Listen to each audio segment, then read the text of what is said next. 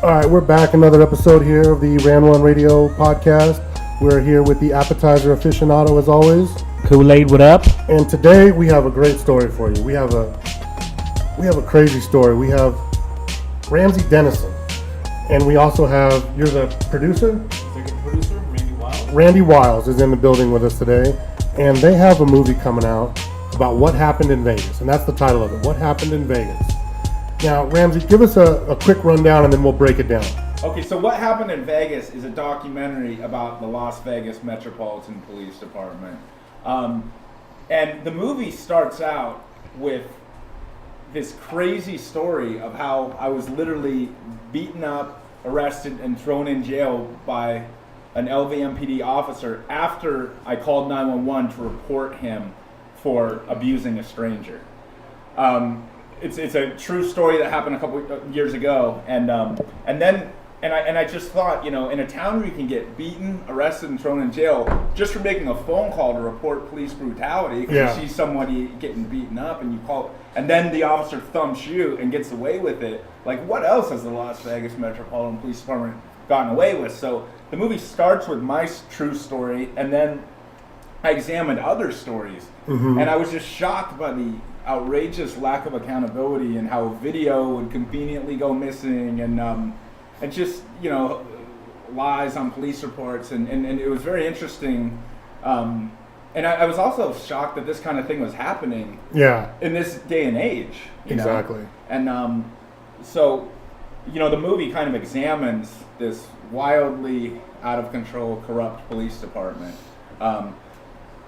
from my personal experience, but it also takes a look at some of the good cops on the LVMPD. Yeah. So you know, I've never been one to say that most cops are bad. I'm never an F the police guy. I don't say those words. I don't believe that most cops are bad. I think the problem isn't that most cops are bad. The problem is the ones who are get away with it. Yeah. Especially in Las Vegas. Now, I mean, so basically, like, just to clear the record, you're not anti-cop. No, I'm really not anti-cop. You're anti-bad cop. I'm absolutely anti-bad cop. Which everyone should be. They should be, but they're Yes. but if they really were, you wouldn't have so many of them in Las Vegas, and they wouldn't just keep getting away with things. Yeah. And part of the reason for making this movie was to bring people's attention to, hey, these guys actually work for us. Yeah. Why are we letting them do this? Exactly. You know? Like, taxpayers, the police are supposed to be serving us. Like, why are we letting them make videos disappear, lie on police reports, and get away with murder without any consequences? It's outrageous, and it's like they're a privileged class, you know. And this is not what America was. America was it's anti-American, this idea of having a privileged class, and we've really done that with law enforcement. They're like on this pedestal of, like, you know, if a citizen did the things they did, they would be looking at serious prison time, and these guys just get off every time. Yeah. You know? It's not acceptable. So, yeah. all of this basically starts with you're here on vacation, you're Yeah. in Las Vegas on vacation, you're on Las Vegas Boulevard, Yeah. and something was happening. No, it wasn't on Las Vegas. Oh, it wasn't? It was off the strip, yeah. Okay, even Yeah. worse. Yeah. So, what was going on? Okay, so my buddy Rhett Nielsen, a good friend of mine, he was actually the director of photography of the movie. Okay. And him and I knew each other. We'd worked in television a lot, and he's a camera guy. He'd actually worked for the LVMPD SWAT team for like years. Now, he was currently retired from them, but he'd been on hundreds of police raids, very familiar with police, had a lot of friends who were police. And him and I were walking out to a parking lot one night when we saw 4 LVMPD officers arresting a suspect. And arresting is one of the things they were doing. They were also laughing at him, tugging on his handcuffs, cutting off his circulation, and telling him that his mama raised an F up. Does your mama know she raised an F up? Does she know that, son? Yeah. Does your mama know you're an F up? And they were just laughing at this dude. They were cutting, it looked to me like they were cutting off his circulation, because he was like bent over the front of the car, and they were just like jerking on the cuffs and laughing their asses off. And I just kept looking at Rhett and going, what in the hell is this? Like, I've never seen, and he's like, man, all my years like videotaping, so I've never seen anything like this. Yeah. And so we watched it, and you know, you would, and so instead of like getting this guy in the car and getting him down to jail, which is really what these 4 piece of garbage police officers should have been doing. Yep. That's what they're paid to do, right? they were just reveling in it and laughing at this guy and telling him, his mama raised an F up, and they thought that was pretty funny because they said it about 50 times and laughed each time. And so, but anyway, so what happened was the guy's friend actually walked up to one of the officers and goes, "Why are you doing this to my friend?" And one of the officers got real aggressive with him and just started shoving the crap out of him, like really hard, just shoving him violently. And that's when I looked at Red. I'm just like, this is wrong, man. And so I pulled out my phone and called 911 and reported the officers. And a couple minutes later, after I got the phone, I got my ass kicked by those same officers that I reported. So how did they know that you were reporting them? That's an interesting question. So on the 911 call, the operator asked me, like, what kind of clothes are you wearing? Yeah. And I said, a white shirt, khaki pants. And I didn't really think anything of it at the time. Yeah. I was like, I thought, because I said, you got to get a sergeant or a lieutenant out here because these guys are abusing this guy, and it looks to me like they're torturing him. And so I didn't think much of like that, but apparently like they became aware of it because Officer Mark Bellinger walked over to me and said, "What are you doing?" And I said, "Well, I've been watching what you're doing. There's nothing right about what you're doing." So I called 911 and told them about it. And he got furious. He goes, "You better get the hell out of here or I'm going to have you arrested." And as Rhett and I were walking away, I said, "Arrested for what?" Next thing you know, I've got 3 LVMPD officers on top of me, Mark Bellinger, Kyle Frett, and Jared Casper. One of them stomps on my head with a boot. They put me on my stomach so I can barely breathe, and they're just jerking me all over the place, really violently. I had trouble breathing, and one of them goes, "Where are you from?" I said, "California." He goes, "Well, why don't you stay there?"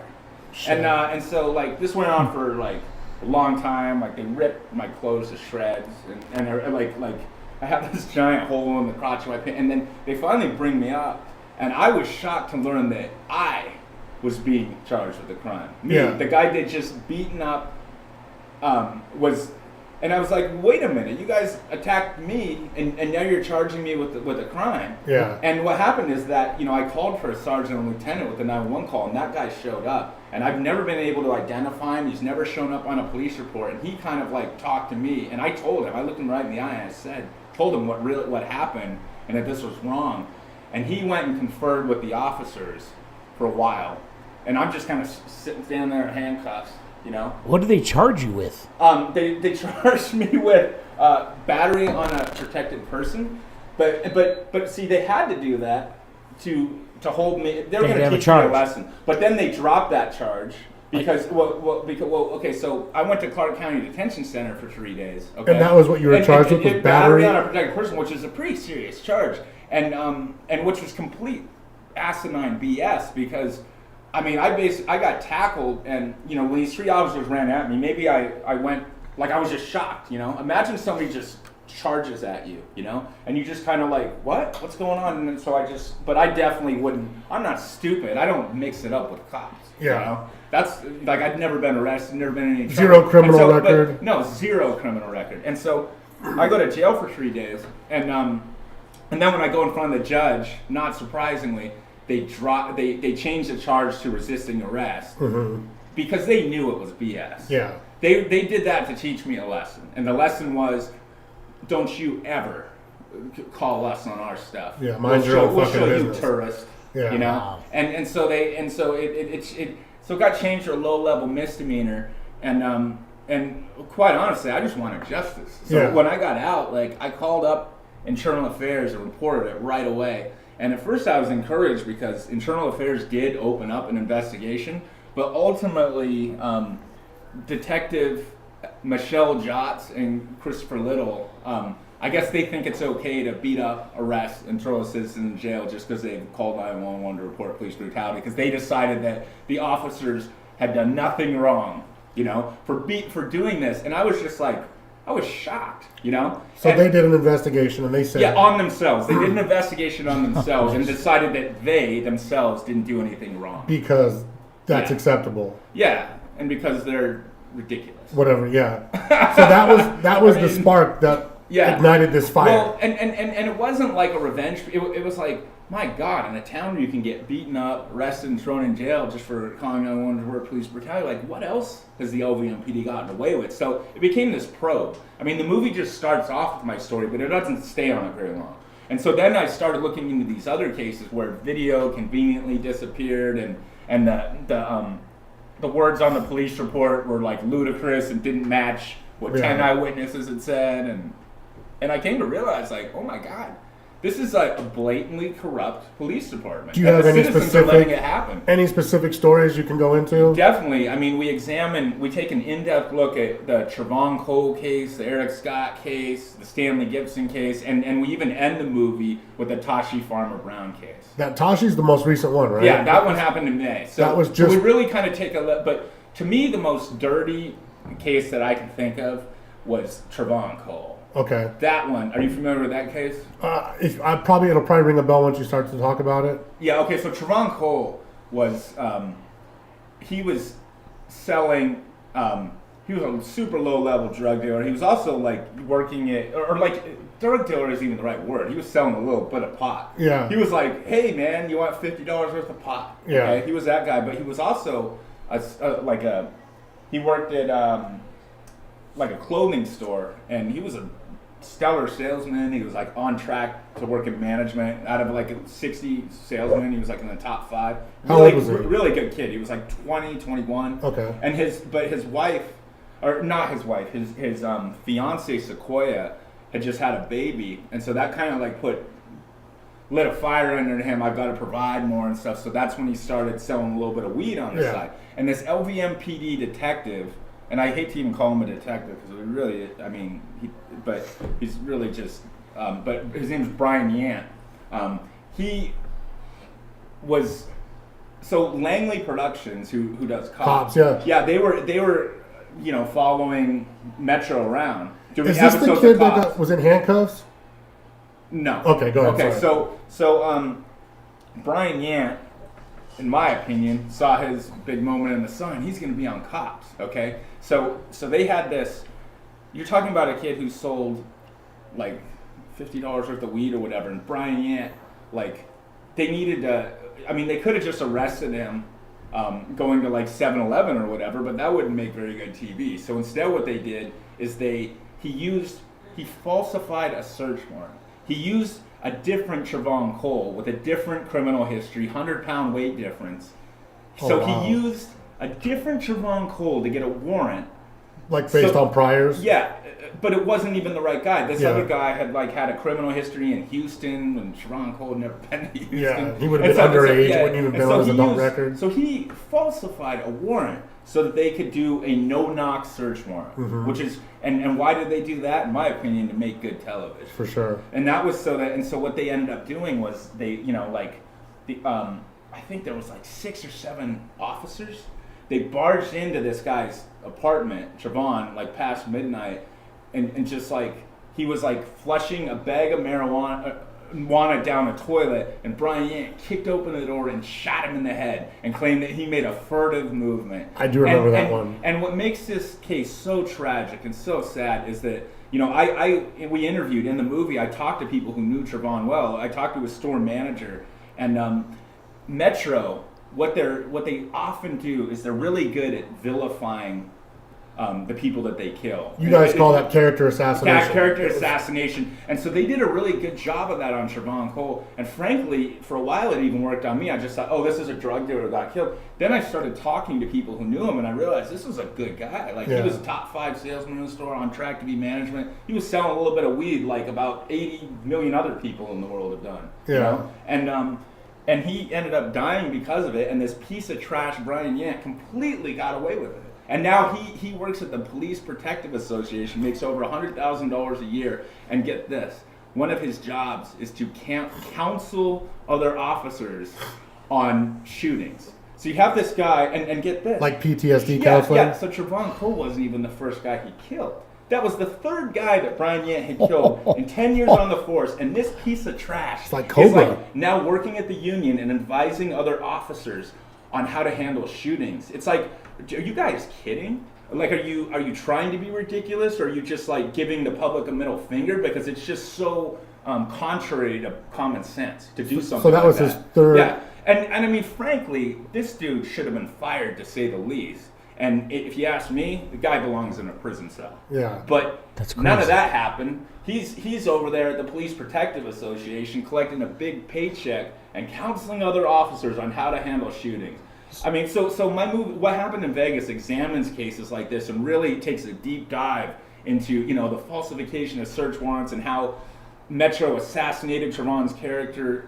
And now they're trying to do it to Tashi Farmer Brown, They're trying to, and the reason they do that is, if the public can see this as a bad guy, the public won't care and they'll let the police off the hook.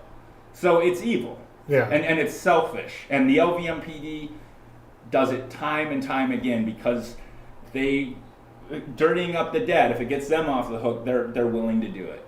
Now you've done your diligence, like you said, you've gone out and you've dug up friends and family and people that of these victims, and you've gotten their story. I mean, so you've pulled that stuff out. You've done your research, and you've done a lot of investigating. Yeah. Oh, absolutely. I mean, I work in both Randy and I work in television. I mean, I've worked on I've worked on shows like Naked and Afraid, Catfish, Untold Stories. I started off my career working on like Chris Angel, Mind Freak, Nice. and stuff. So I have like a lot of experience with television. And Can Randy, you get Kool-Aid on Naked and Afraid? I'm in. Naked and afraid. Not scared. I'll have to run that one by the producers. I don't even have to eat. I'll just last. I'll just last. Just last. It's like a camel. It's like a camel humping front. I can't make. I'm gonna fly in Popeye. Super big potato. Yeah. We should get the whole crew here on Naked and Afraid. But Randy also has an incredible television. His background's incredible. Like, he started off working as an editor on Miami Vice back in the day. The original Miami Vice? Yeah. Crockett and Tubbs? It was kind of a match. Michael Mann. made Yes. in heaven, in that Ramsey works primarily in reality television, investigative Discovery ID shows, and I'm pretty much a narrative scripted person. I'm in the Motion Picture Editors Guild. I'm an ACE. I'm in the DGA. Been in the union since 1983.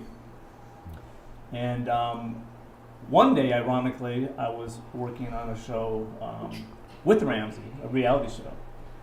And one day he said, "Hey, bro, you got time for an hour lunch?" 3 hours later, my jaw's on the ground, completely perplexed at how egregious. Yeah. I mean, we're all laughing and we're joking. Ramsey was not physically hurt. Yes, Yeah. he was stomped on, but he wasn't shot. Yeah. Yeah. And the more he explained the story to me, and the more we began to research together the story, microfishing past stories, interviews, we came to the conclusion that there's a serious problem going on, and that there are people that are outraged. We recently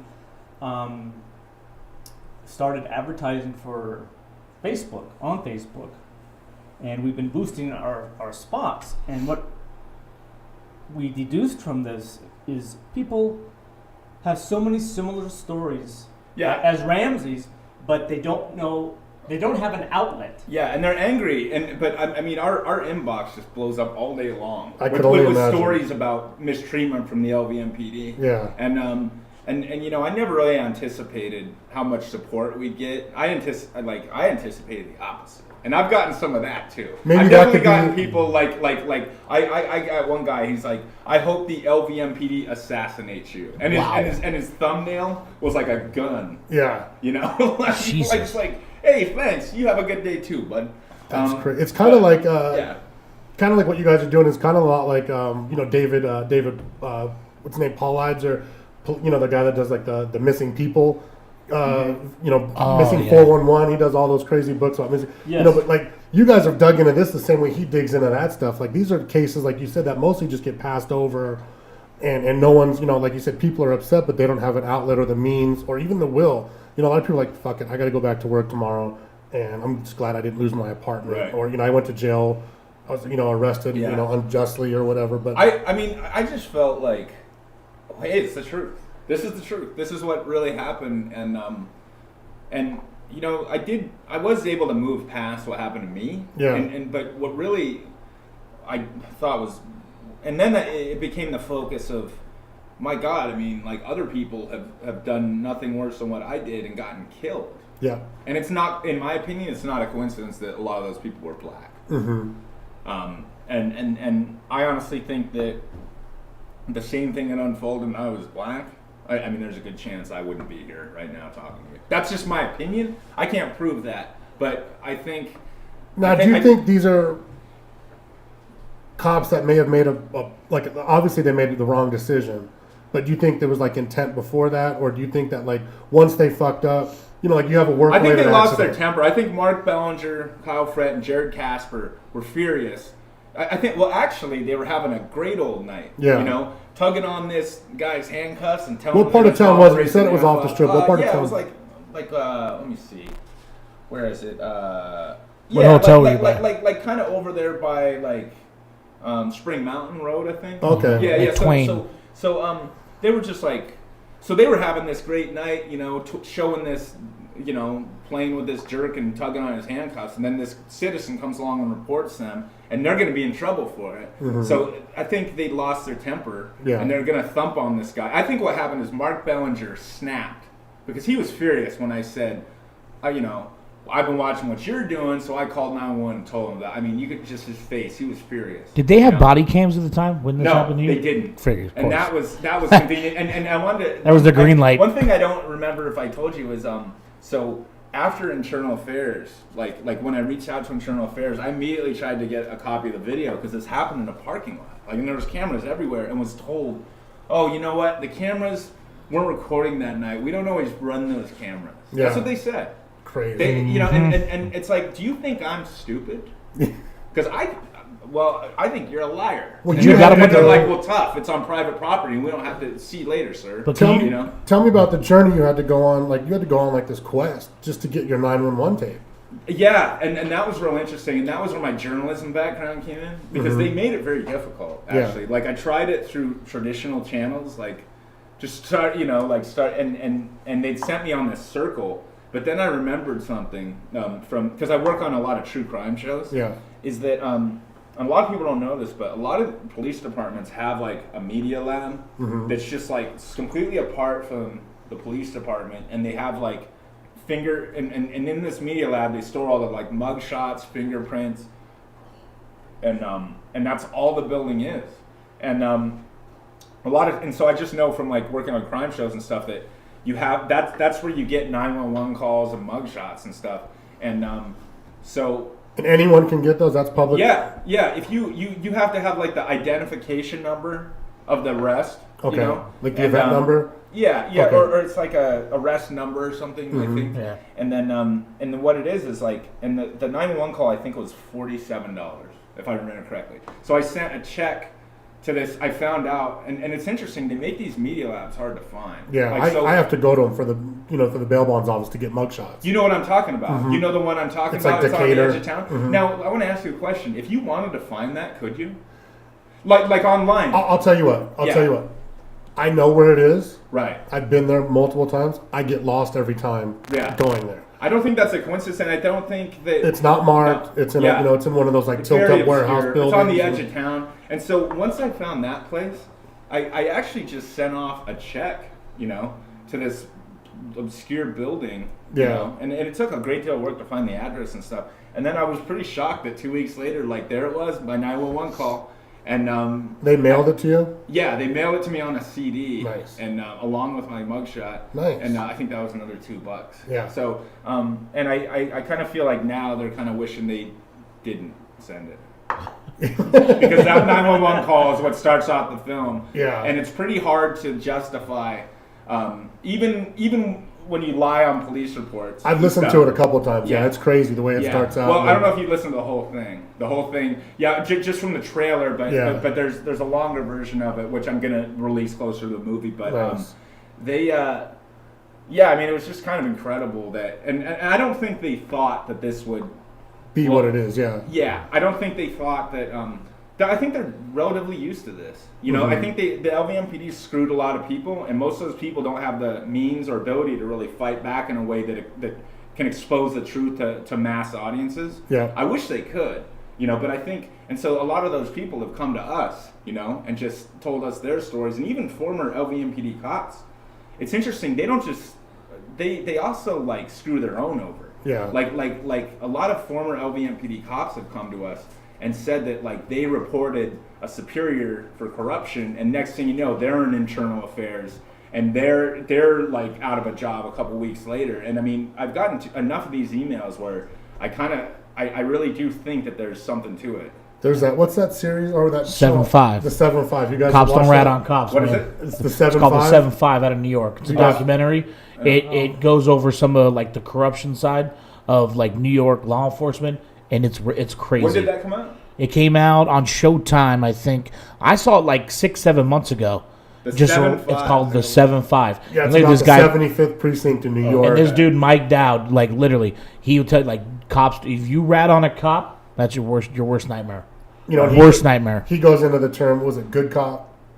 You know, they have a term between the officers, like, is he a good cop? Yeah, You know, he's like one of us. If we're, 3 seasoned officers, and then Randy shows up as a new officer, and, if I brought him, you'd be like, is he a good cop? He's like a friend of ours, You or know, a friend of you know, it's like the that was, mafia. like the term, to know, like, we can do dirt. And it showed like they were basically working for this drug dealer. Right. And they were doing home invasions for him. They were raiding Yeah. the competition and, Yeah. everything. And then other cops, though, were like terrified of these guys. And that's the thing to me is I never really thought that bad cops were never really real to me. Yeah. Until I saw Mark Bellinger be a bad cop Yeah. right in front of my face.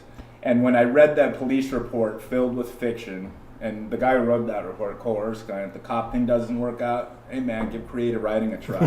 Since you're a liar and good at making up things that didn't happen. you know? So, they're liars, and they know they're liars. And I'd like to look, what I'd like them to do is look somebody in the eye and tell them that the things on that report happened. Because I can do it all day long. Yeah. Because it happened, But they're full of it.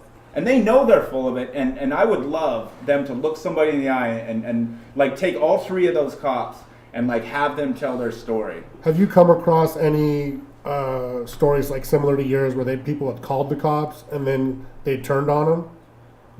Not exactly like mine. I have come across a story.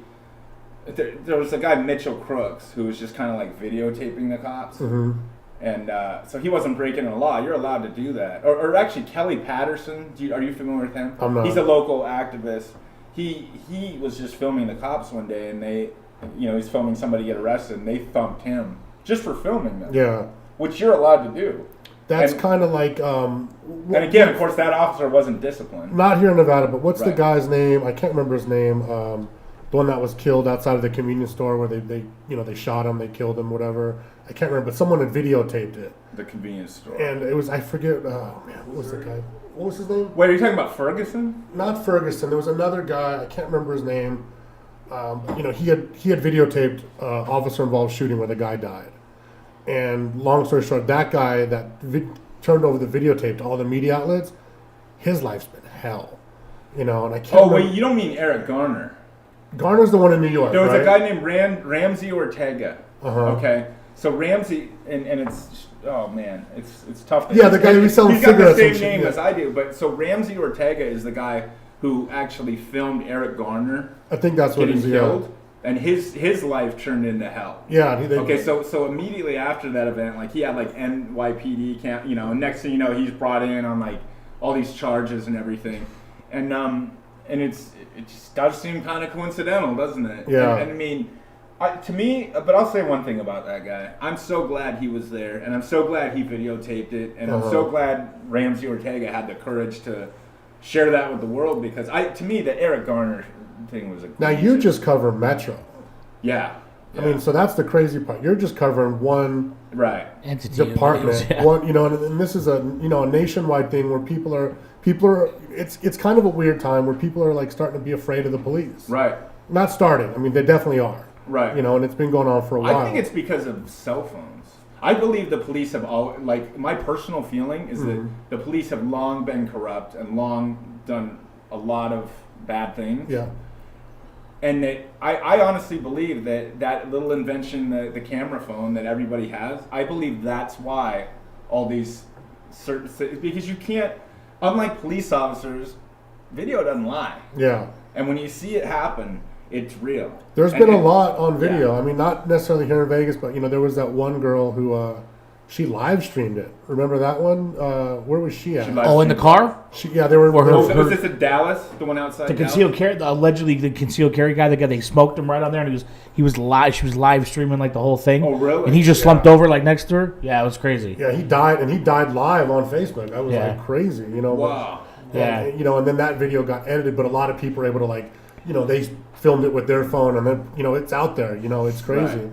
And then there was another one here in Vegas where there was a guy that was driving two guys were driving a Lexus, and they got pulled over like on Sahara right over here. Oh no! Oh, that's Silk. He's a friend of mine. That's And in the they had movie. a GoPro. That's in my movie. Is it? Yeah. What happened there? Oh man, Silk's awesome. By the way.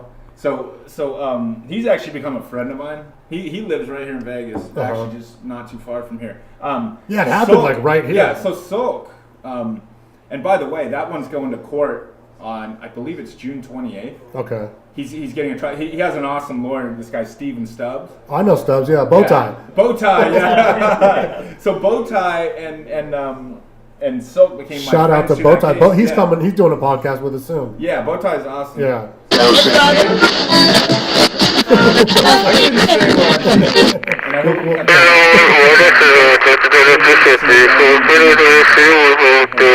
I mean, they fucked with him. He's been, he's funny. Just a quick segue. He's got that funny story where he made the news for jaywalking in Boulder City. Right.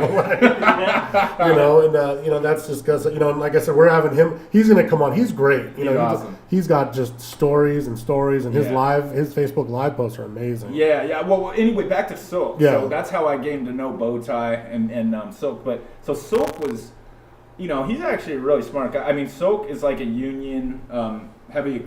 I think. Yeah, he's like union heavy equipment operator, I believe, or manager, or something like that. So he makes a pretty decent living. He has a nice car. He has a Lexus, and very, very bright. And him and his buddy were just going out one night, just to do what most people do, just killing time. Yeah, or just go have a little bit of fun or whatever. And he tells the story of he's on Sahara. And he sees a police officer next to him, and he just looks back at his buddy because Silk wasn't driving the car, and he's just like, he just noticed they were eyeballing. So him. you're friends with the passenger of that car? Silk. Okay, yeah. Silk is the passenger. Yeah. Okay, so Silk sees these cops eyeballing him, and it's like, and the driver sees it too, and they're like, because they're at a stoplight, and it's like. And so, as Silk says in the movie, who speeds in front of a cop? Yeah. Okay, so they were stopped at the stoplight, they saw the car, and then they started driving. And then all of a sudden, Metro pulls up behind them. And they claimed that he was speeding, but there's a video. Stubbs, real diligently, found the video of the dash cam, and it shows that they weren't speeding. So, I mean, basically they got pulled over for being a black guy in a Lexus. They shouldn't have been pulled over. Absolutely. Yeah. Absolutely not. Yeah. And would it, if it was a white guy in a Lexus, would have been? I don't think so. Yeah. No one's going to convince me, And so they got pulled over, and Silk's actually really proficient with the law. Yeah. He grew up in South Central. He watched a lot of, he saw cops misbehaving and stuff, so he became really well versed in the law. So he knew his rights as a citizen. He figured out how to protect himself. Which is that as a passenger in the vehicle, you do not have to present ID or answer questions. Because Silk grew up in South Central, and he saw back when the LAPD was really dirty, and he told me that he saw cops. They would arrest somebody and then steal their gun and then let the guy go and stuff. So he grew up and he told a story about his next door neighbor got murdered on the front lawn when he was a kid. Shit. He sat there and watched. So he'd seen a lot of stuff, and so that's why he had a GoPro. He tells the story, but he bought this $36 GoPro online just because he doesn't trust cops and stuff, and so he decided to film it.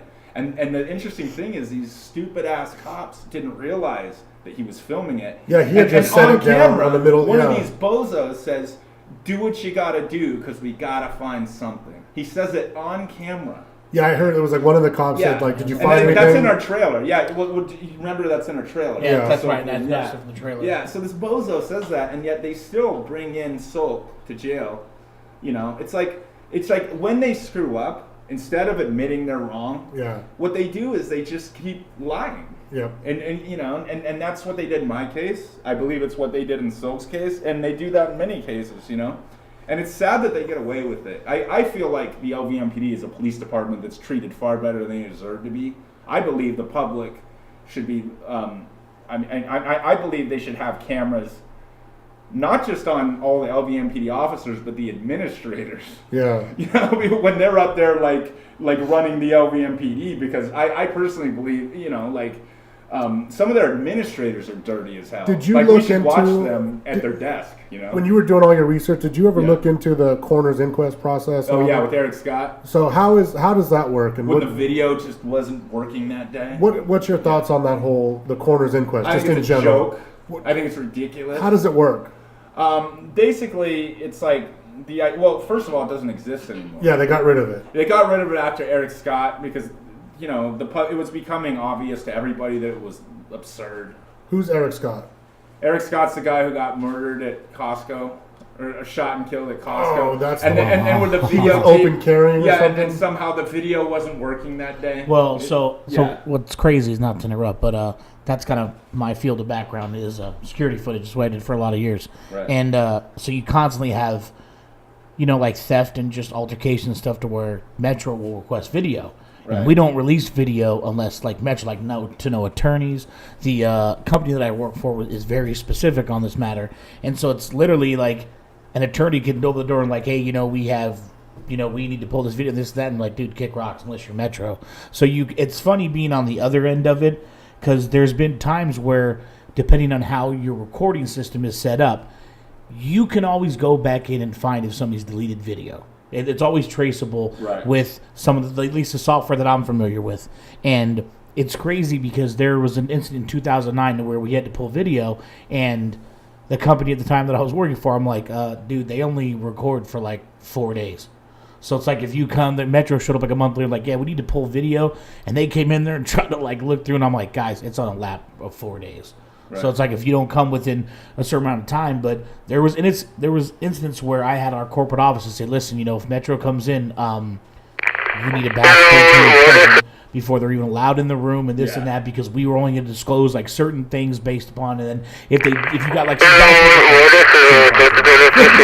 too late now. We could scrub that. Yeah, just be quiet. But they would. It's crazy because being on the other side to where like you're in charge, like I was the head of their security team, so you're in charge of like a lot of footage, and it becomes a moral issue to what's right and what's wrong. And okay, we can hand you the information now. Whatever happens to it after that is beyond our control, because we usually just burn it on a CD at that time, and then you give them the hands of Metro, and good luck. You know, I mean, they'd have to come back, and for guys like you, like that are.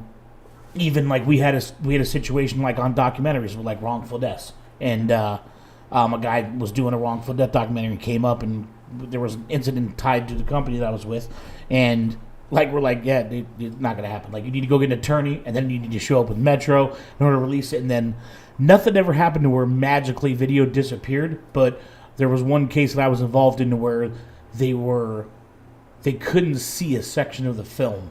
And luckily, I actually had a copy of it, and I had burned it, because anything we give to Metro, we keep a hard copy, and one goes to our corporate offices, because our corporate offices then does. And then they called me. They called me on the black market. Well, they called me like, do you have the hard copy? And I said, well, yeah, one's actually emailed to corporate, and then I have one here. And they're like, well, you need to re-release that. So Metro officer came down and re-released it, and they ended up, you know, solving the case because of one part. But it's crazy that, you know, magically video can disappear, because it's very easy. Being on the other side, I can very easily see that happen. Well, and not only that, but I think it's also, you know, I think it obviously wasn't in Costco's best interest in any way. Yeah. For that video to show up. I mean, imagine the horrible nationwide publicity. Now that if guy, this Costco footage had showed up and this guy getting shot. He was just open carrying, right? Or was he actually? It's an interesting story. Well, yeah. So like, I worked for the company for 4 years, and I did LP with them for a while. That's the company that handled, yeah. Yeah, and so it was funny because I had known of the guy who was the head of the loss prevention team. And is that shit? That's Shea Irely. Yeah.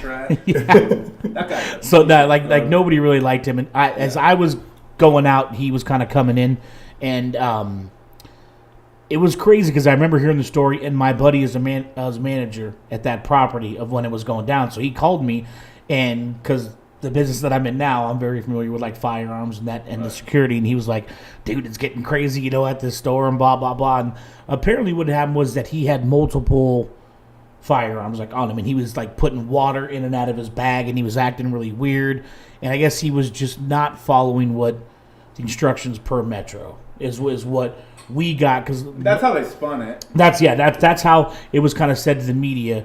And there's other people who dispute it. Yeah, and so it was. I personally believe the other version. It was very weird because I was on the phone with my buddy, and he was at the store at that time. And I'm like, "What's going on?" He's like, "Dude, shit's about to hit the fan. A lot of stuff's going on." And then next thing you know, boom, dude was dead. And it was a standoff, right? Standoff, for yeah. a long time. Yeah. And then they evacuated everybody out of there, and it was just him and the cops. And the next thing you know, boom, lights out, dude was gone. But our movie really takes examines the Eric Scott shooting in depth and dispels a lot of the myths surrounding that. And again, this a lot of those myths were part of the LVMPD's never-ending quest to dirty up the dead and kill people twice. And they tried to do that with Eric Scott. What's his backstory? Well, Eric Scott's backstory, I mean, he was just a stud. I mean, the dude was West Point graduate, Hollywood good looking. Have you ever seen a picture of him? No. Really handsome, muscular, tall, so he had an MBA from Duke. He made a lot of money. So you're talking about like a guy who's just a winner in life. Okay. And they painted him as crazy. West Point, Duke. But see, the one kink in the armor was when he was in the Army, he was jumping out of airplanes, as part of his job in the Army, and he tore his back out. And so he was on painkillers like millions of other people in this country. Yeah. And so what did Metro do? Drug addict. Well, I can only just see them there like, wow, this guy is a tough one, man. Yeah. This handsome West Point graduate with an MBA from Duke. Oh, wait a minute, here it is. Painkillers. That's our key. That's what we do. Yeah, we can make that look bad. Yeah. Let's make him look like a piece of crap. Because we're crap. And so what they did is these people assassinated Eric Scott's character, and they greatly exaggerated this whole Eric Scott was addicted to pain. This is all BS. There's no evidence for any of it, but they went out there and they put a lot of that out there. And why? To get themselves off the hook, of course. Yeah. The LVMPD will dirty up the dead all day long if it gets them off the hook. These are selfish, mercenary people. Now, is that something you're seeing? I mean, as far as they're doing it. They tried to do it to Tashi Farmer Brown.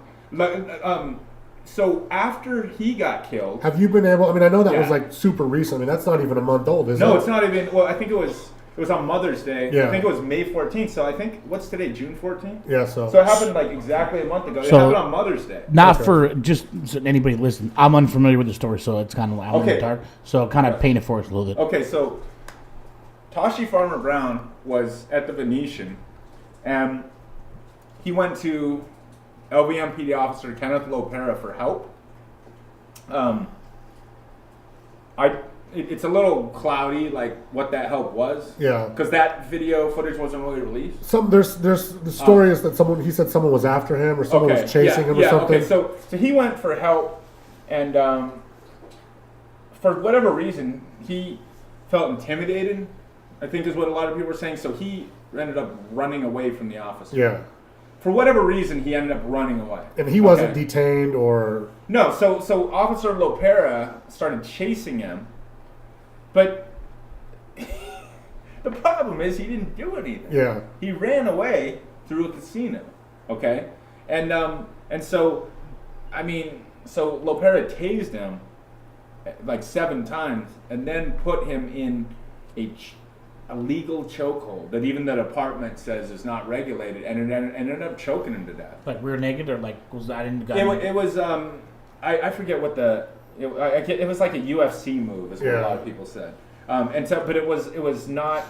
But so after this happened, that's how that Eric Garner died too. Was an illegal chokehold. Yeah, and after this happened, like it was interesting to see the scumbags of Metro went right to work assassinating his character, because at first they put out this idea that this was a carjacking scenario, that Tashi was like running out in the middle of the street and trying to steal a car, but that whole thing fell apart when like the guy driving the car came out and said, "What the hell are you guys talking about? He wasn't trying to steal my car." Oh, shucks. Well, we can still make him look like a scumbag, right? Yeah. So what they did is Kevin McMahill, they did a press conference, and Kevin McMahill, who I don't think is the sharpest tool in the shed, because what he did in this press conference is he came out right off the bat and acknowledged that Tashi Farmer Brown hadn't committed a crime, and if he was alive wouldn't be charged with any crime. Yeah. But then this dim bulb, Kevin McMahill, proceeds to refer to him as the suspect. So you just acknowledged that the guy didn't commit a crime, and you're calling him the suspect. Yeah. You're either stupid or you're trying to assassinate his character. Probably both. Now that, but then what Kevin McMahill did is he brought up his criminal history. So he brought up Tashi Farmer Brown's criminal history, which had nothing to do with what's the point. Yeah, at that point, what's the point? But then the third thing he did is he used this awful mugshot of Tashi from like an arrest. Like it might have been like, I don't know, from a long ago arrest. Okay. And it was a terrible mugshot. Like he's probably never looked worse in his life, and that's all very done intentionally. And what McMahill did that because he wanted the public to see Tashi as a scumbag. But you know who the real scumbag is? It's the dude at the podium, Kevin McMahill. Because what he neglected, what a lot of people don't know about this guy, is that early in his career, this is all in like court documents. Yeah. He was part of this squad that found a woman with drugs on her, and they like allegedly, according to these court documents, told her they'd let her off if she showed them her vagina. So this case went to court, and there was a payout, and Kevin McMahill left the LVMPD shortly after this, but now he's back and dirtying up the character of a dead man so he can get the LVMPD off the hook. I saw this, and I thought it was disgraceful. So I made a video about it, calling out Kevin Vagina Man McMahill. No, I mean, you know what, man? If you're gonna go up there and assassinate the character, if you're gonna kill someone's character, a dead guy who didn't deserve to die, how about we do the same thing to you, MFer? Yeah. You know, and so I did. I did the Kevin Vagina Man McMahill video and exposed his sordid past, and it blew up. I mean, it got like 107,000 views in the first couple of days, and it got back to me that somebody who like that McMahill was shocked that anybody knew about it. Yeah, like he thought that they kind of like that's what somebody like told that me. Had got swept under the rug. That's what it kind of. You're talking about the vagina story, and so but he must. But it's like, you know, if you're gonna play dirty, and the LVMPD plays dirty all day long, let's play dirty back. You know, like if you guys are gonna assassinate people's character, let's assassinate yours simply by telling the truth, Vagina Man. Effing jerk, you creepy mother effer. And this Vagina Man. This dude, this piece of trash, is the second in command at Metro. Undersheriff, he's second in command. A guy who was willing to let someone off for showing their vagina. Yeah. He's the undersheriff? Why does anybody? Yeah, he's the undersheriff, Kevin McMahill. Like, why does the citizens let this happen? Like you said, they don't know. Nobody. He's junk. Nobody knows about it. Well, I'm trying to change that. When was that? When did that event happen? The vagina story. I mean, I think it happened at the beginning of his career. So yeah. But as far as I'm concerned, you know, it's like if you do something like that once, you're garbage, dude. Like, yeah, like you said, if you're willing to like let somebody off for showing their vagina, you shouldn't be a police officer, and you certainly shouldn't be second in command at a police department that has thousands of employees. I mean, he's morally, this dude's morally bankrupt. Yeah. No wonder he rose to the top of the LVMPD. I mean, I'm a bail bondsman. That's what I do. That's that's what pays my bills. You know, and so you know, you get into like the bounty hunting thing. If that had come out that I did that to someone, you know, like, oh, well, you know, show me your vagina and I'll let you go. Right. Dude.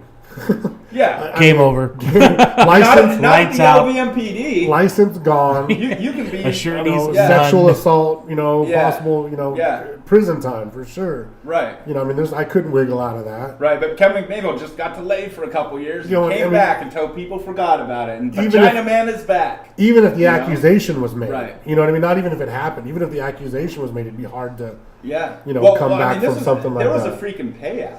Yeah, and like you said, there was a, Yeah. you know, out of court settlement, or So the girl, you know, the owner of that vagina, she got paid from it, right? Like, I mean, Jesus. Yeah, and Kevin McNagel cost taxpayers money because he wanted to see some vajayjay. Any idea on the dollar amount? Yeah, I think it was $4,900. It's That's it. That's it. That's like daywalker I thought- prices. Right. Yeah, Right? that's- Well, it was an interesting situation. I think they found crack on her or something. Oh. And actually, if you read the court documents, they're really fascinating because according to the court documents, they also asked her to like swallow cocaine. Oh shit. So showing her vagina was only part of the equation. Yeah. That wasn't quite titillating enough for Vagina Man, I guess. Yeah. So swallow that crack. Oh, Or Schnozberries whatever it taste was. like schnozberries. Crack or cocaine. But no, dig up the records. It's I think the 2002 Las Vegas Review-Journal did a story on it. If you just, Wow. I can send it to you. Yeah. Actually, there's a really good journalist, this awesome journalist named Norm Jan, Uh-huh. who's the former LVMPD officer. He's really? turned me on to a lot of like obscure things that have kind of been swept under the rug, and that was one of them. So he's I got to a give a former- shout out to Norm on that one. He's No, the one so- who made me aware of Vagina Man's sordid past. So Norm's part of the whole awareness act too. Like, I mean, Yeah. you're on this crazy mission Well, yeah. that no one else wants to be involved in. The mainstream media is kind of afraid of it. Right. You know, no one else wants to really, like you said, do what you're doing. And I mean, you're even kind of walking on eggshells now as you go. I mean, right? I mean, you're kind of a little looking over your shoulder, right? Oh, hell yeah. I mean, you know, you're putting a huge target on your back. Right. And Well, the name of our production company is, we were joking the other day, you know, because people always say to me, like, calling out the Las Vegas police, huh? Sounds like a good way to end up dead in the ditch. yeah. So is that your name? So Randy and I decided, we're like, let's call ourselves Dead in a Ditch Productions. Dead in the Ditch Production. Nice. So we were signing like a distribution contract, and we originally had a different name, like Digital Dynamite Entertainment. Yeah. And like a couple days ago, I ran it by Randy. I'm like, hey bud, like, why don't we call ourselves Dead in a Ditch Productions? Are you cool with that? Randy's like, yeah, all right. Yeah. So we contacted. So the distributor, like, they had it was all ready to sign, but it had like the other name, and I'm just like, hey guys, could you just change the language in the contract to be Dead in a Ditch Productions? And they're like, what? That's awesome. Yeah, you guys Like, had a lot of We're balls. foreseeing the future. You know. But, So from start to finish, how long did it take to make this movie? I started in early 2014. Okay. It was when we first started rolling, and then we premiered it at CineQuest in March. In March, and then March you 2017. added the Tashi, Yeah, and oh yeah, we just added. or is that recently. is that a separate thing, or is No, that, we added you it. added it? We added it because, to me, it shows the continued futility of the LVMPD. Yeah, I mean, And to me, it's an egregious and horrendous killing, and it shows that they haven't solved the problem. there's a lot of stuff going on with the Las Vegas Police Department now. There's another thing, you know, outside of what you're doing, where Only one other thing. well, that's big right now, and you know, Uh-huh. George Knapp is covering it pretty extensively, and that's with these vice cops. Oh yeah. You know, have you guys looked into that? No, we talked to one of the vice cops, Yep. or one of the guys they busted for pimping. Uh huh. He's got an interesting story. Yeah. I know those guys, you know, and Yeah. a lot of those guys are kind of, you know, coming on the show, and you know, Right. one of them was texting me right before, you know, we started here, you know, about, you know, when can he come on and this and that. But so the LV police department's been pulled from the case, and the FBI's taken that over. Well, I think they should just do that to the entire department. It's crazy. I really do. I think that the LVMPD has proved that they are so wildly corrupt and so wildly incompetent that I personally believe the best way to fix this is this happens every once in a while to a police department where where the government will just come in. The Department of Justice will just come in and like clean house. Oh, really? Yeah, it's rare, but it has happened. Yeah, I mean, if you're a complete disaster of a department, I think you think we're at that level here in Las Vegas? Oh, hell yeah!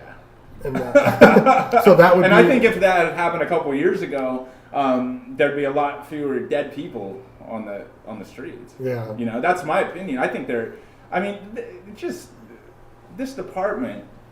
So do you think the whole department's corrupt, or just the higher ups, or? No, I don't think the whole department's corrupt. I actually think I spent a lot of time talking about this to people that the problem isn't that most LVMPD officers are bad. They're not. Mm-hmm. The problem is the ones who are the Mark Bellingers, Jared Kaspers, and Kyle Fretz. You know, the Brian Yants.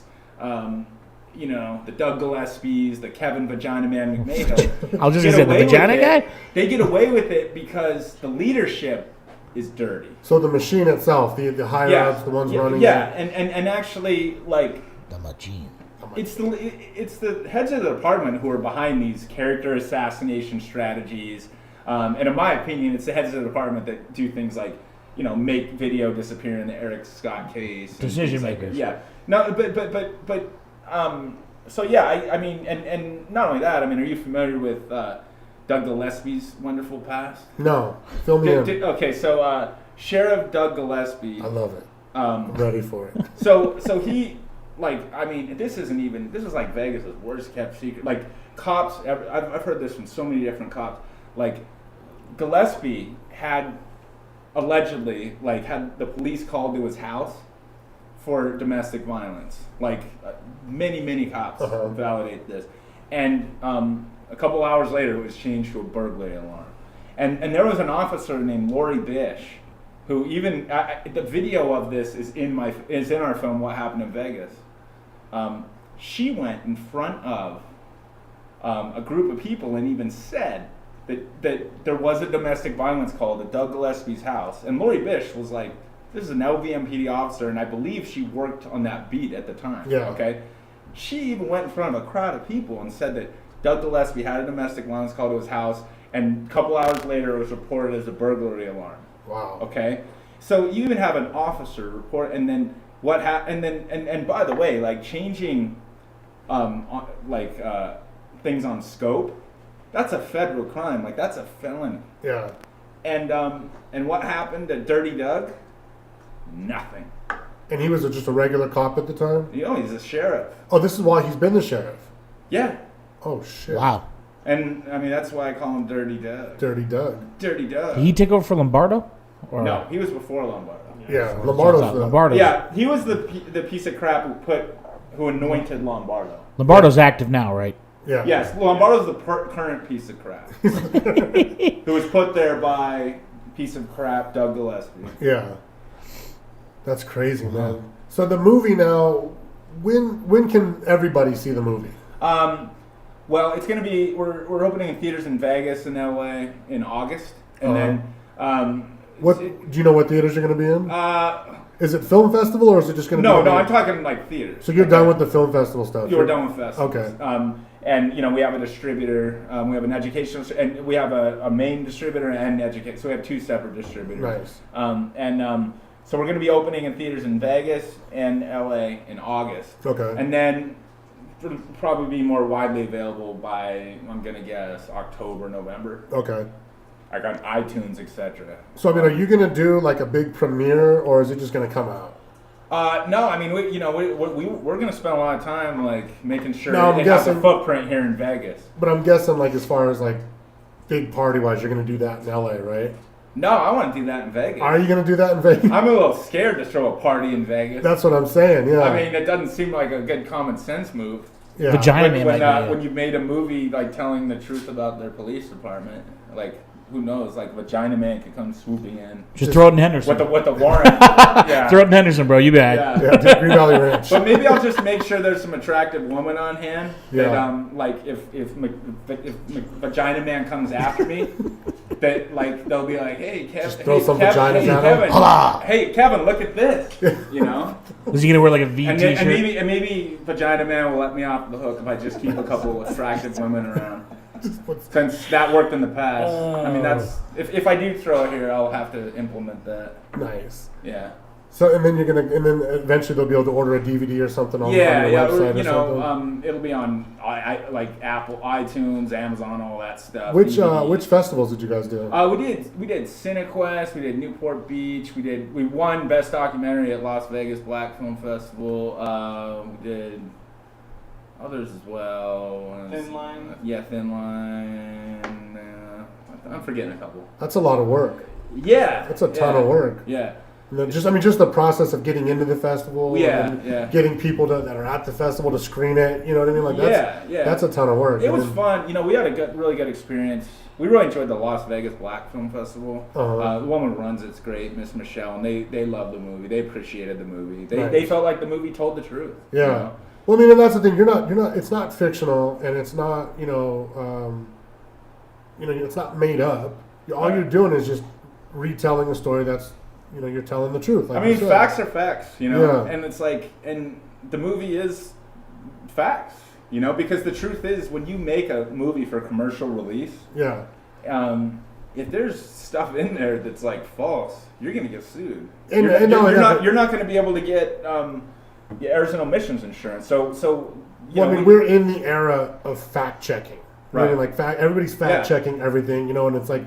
Even like with President Trump, it's like the fake news, and he's been calling out people, and like I said, we're in that fact check era. So you got your name on this, both you guys have your name on this, so you don't want to get like called out for fabricating these crazy stories. Definitely not. But not only that, but like defamation, character slander, stuff like that. I have an undergraduate degree in journalism, and working in television. I feel like. I've done a lot of true crime stuff, so I consider myself mostly a journalist. Yeah. And so, to me, getting the facts right was important. That's what I'm saying. And there's no way. And the truth is, there isn't. Everything was fact checked. Everything was run by lawyers. You just can't get a movie for commercial release that isn't accurate. Yeah. It's just not. It's like so. We spent a lot of time making sure that the movie was. Legit, accurate, absolutely. correct. Like I said, checking every fact and double checking it and going through lawyers and especially with the shit you're kicking up. It'd be crazy to start this fight. Oh yeah. Over lies. You know what I mean? Yeah. Like crazy. No, Google Kevin McMahill, Las Vegas Review Journal. Can I find one of the Vagina Man? Vagina. Yeah, I came up with that. Yeah. You have to get that hashtag going. Right. But I always imagine that other officers in the department would maybe start calling him that. Oh, I don't think so.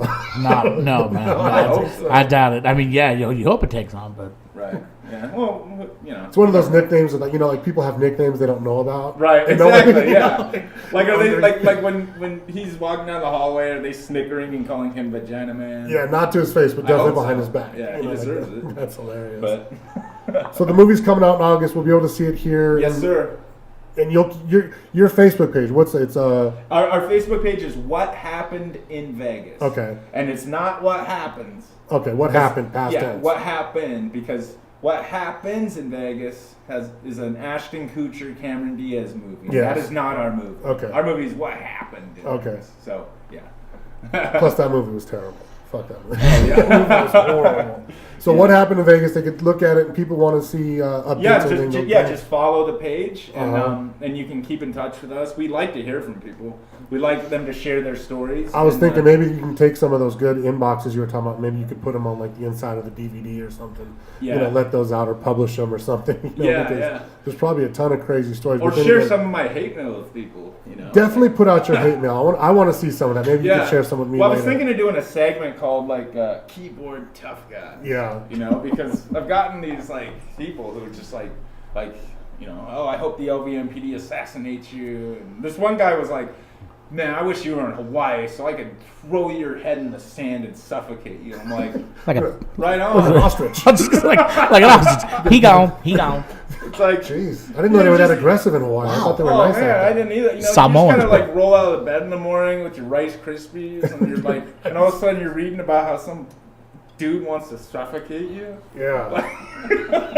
Cut him deep, bro. Cut him deep. It's crazy. It's like, but I mean, it's like you're poking a bear in the eye when you make a movie about one of the dirtiest and deadliest police departments in America. So, are we one of the deadliest? Yeah, we are. I mean, in terms of like shootings per capita. Yeah, yeah. I mean, you guys are definitely in the top 5 or 10 and have been. We're getting a 4, top 4. 4, yeah. That's per capita, and they've been around like 3 or 2 in the past. You know, like they're consistent. They're high, and the dirty factor. I mean, how can you measure that? Yeah. But you know, it's like you said, it only comes out when it comes out. You know, whatever's going on, what's untold, Right. what's uncaught, and all that stuff. That's why I think the LVMPD administrators should have to wear cameras too, not just the officers working in the field. Yeah. So that we can like make sure, you know, that like Vagina Man isn't executing any dirty deeds. Yeah. Behind the scenes. Behind the scenes. Yeah. Yeah. You know, that he's not like Bill Clinton, like giving sergeants promotions if they show certain parts of their anatomy or something. You know. So let's put cameras on LVMPD's dirty ass administrators. Everybody from the administrators down to the dispatch. Dispatch. We'll let that. They're cool. They're you cool. know? They're the ones that sold you out, bro. I asked you what you were wearing. They threw you under the bus. That's how they knew. Yeah. That's crazy. Like, oh, there's a fucking guy right there. Yeah.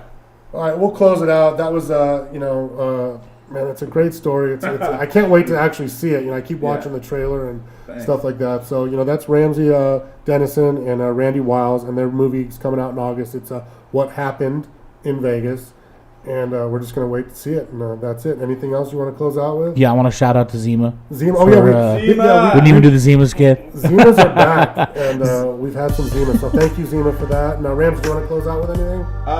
I'm just going to like second the Zimas. Second the Zimas? Yeah. And I was shocked when I came in today and this dude's like, hey guys, want a Zima? You're welcome, bro. I'm like, welcome. Wait a minute, it's not 1998. It is. Right? That's a time portal. You just Throwback Thursday. Throwback Thursday, man. That's why it's so hot in here. And Randy, you want to Lima, Peru, or something. You didn't say Zima, but here it is, man, Zima. Randy, you got anything you want to close with? No, I'm good. You guys are awesome. Nice, and I got to give a shout out to Popeye. He's right there off camera. Yeah, Oh boy. And Super Baked Potatoes. They came through again and fed us like champions. And Absolutely delicious. Thanks again. It's Super Baked Potatoes on Instagram. Thank you, and that's the end of the show. Thanks for listening. Later.